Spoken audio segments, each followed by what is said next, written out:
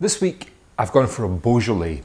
Now, Thursday just passed, the 19th of November, was the third Thursday of November, and traditionally that's the day when the Beaujolais Nouveau is released. I mean, back in the 60s and 70s, Beaujolais Nouveau was a huge thing.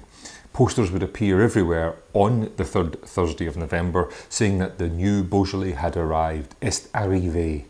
And there was great fun. It was very colourful. People drove vintage cars back to the UK, flew small planes, rode in fast motorbikes, did everything they could to be the first people to have this new wine on the shelves or in restaurants in the UK.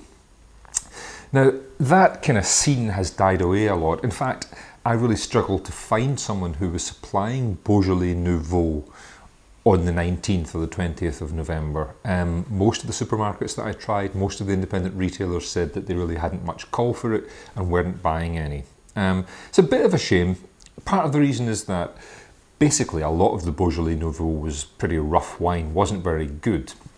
And I guess with our sophisticated tastes these days and our access to wines from all over the world, there's just not so much demand for it. But when it's good, and this one from Dubeouf is very good, it's a delightful drink. It's not serious, it's not meant to be serious, it's just vibrant and fresh.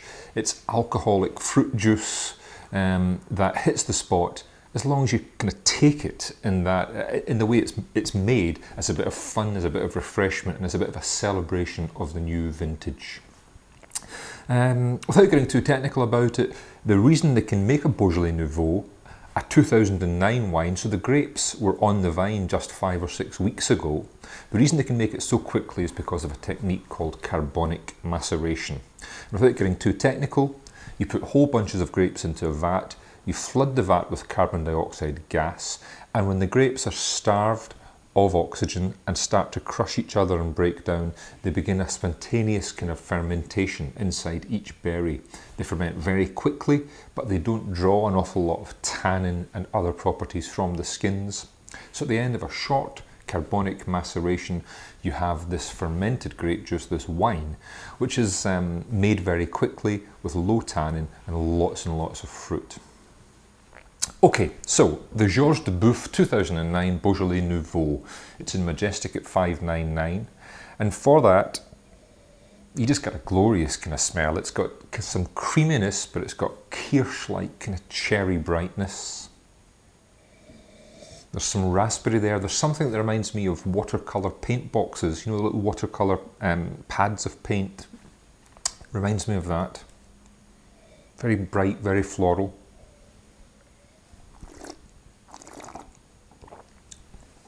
In the mouth, no tannin to speak of, just a lovely cherryish mouthful of wine with a nice acidity, a nice broad sweet fruit in the mid palate, and it's great with things like roast chicken and with cold roast meat, with a bit of cold roast beef. This is just delightful.